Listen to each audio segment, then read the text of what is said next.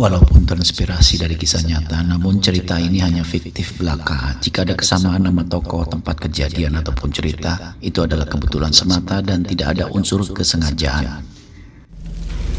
Anomali toko elektronik di Jakarta Timur. Malam tanggal 12 Juli 2024 menyisakan keheningan yang tidak wajar di wilayah Jakarta Timur.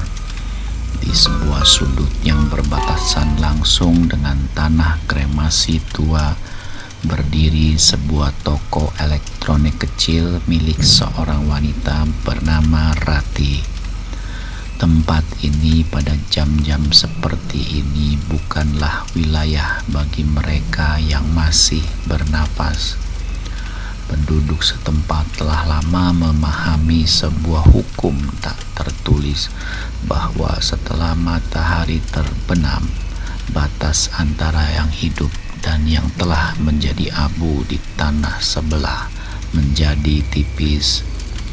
Lampu jalan di luar toko tidak sekedar berkedip karena masalah teknis. Ada ritme yang ganjil, seolah-olah cahaya tersebut sedang berjuang melawan sesuatu yang berusaha menelan keberadaannya.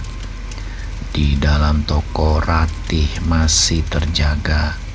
Suara dengung statis dari televisi tua, detak jam dinding yang terdengar seperti langkah kaki yang mendekat, dan bau logam dingin yang bercampur dengan aroma dupa yang terbawa angin dari luar.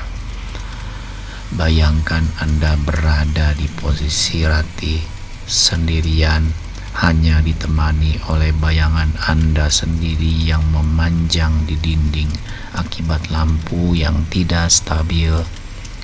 Rasa kantuk yang seharusnya ada kini digantikan oleh perasaan waspada yang tidak beralasan. Setiap kali lampu berkedip, sudut mata Anda menangkap pergerakan di kegelapan. Namun saat Anda menoleh, tidak ada apapun di sana. Tepat pukul 2:16 pagi, layar monitor CCTV menunjukkan sesuatu yang menentang logika. Pintu toko terbuka tanpa suara, seolah-olah udara itu sendiri yang membelah diri. Rati mendongak. Di ambang pintu berdirilah seorang wanita menggunakan sari merah. Visualnya sangat mengganggu karena ketidakwajarannya. Sari merah yang ia kenakan memiliki warna yang terlalu pekat, seolah-olah kain itu menyerap cahaya di sekitarnya. Rambutnya yang hitam panjang menjuntai menutupi seluruh wajah, namun ia tidak bergerak. Ia berdiri dengan postur yang sangat kaku, hampir menyerupai sebuah manekin yang diletakkan secara paksa. Ia berbicara tanpa menggerakkan bahu, meminta bantuan karena tersesat. Suaranya bukan terdengar seperti manusia, melainkan seperti frekuensi radio yang rusak, halus namun menyakitkan di telinga. Pertanyaan pun mulai muncul di dalam hati Rati. Jika melihat sosok yang secara insting terasa salah, namun meminta tolong dengan suara yang begitu lengah, apakah kita tetap akan merasa takut? Rati membuat keputusan yang akan menjadi kesalahan terakhirnya. Ia malah melangkah maju, memangkas jarak antara realita dan mimpi buruk. Setiap langkah Rati mendekati pintu terasa seperti keabadian. Di layar CCTV, bayangan wanita itu tidak mengikuti arah cahaya lampu yang berkedip. Bayangannya tetap diam terpaku di lantai sementara tubuhnya mulai bergetar halus. Disinilah letak kengerian yang sesungguhnya. Wanita itu mulai mengangkat kepalanya secara perlahan, inci demi inci. Setiap gerakan lehernya terdengar seperti suara ranting yang patah di dalam keheningan toko.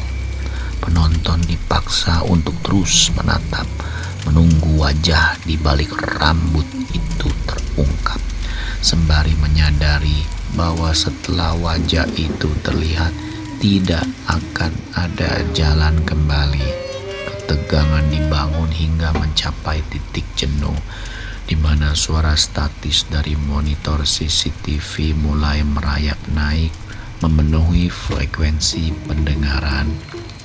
Wajah itu akhirnya terlihat, bukan wajah manusia yang sedang menderita, melainkan sebuah distorsi ruang dan waktu.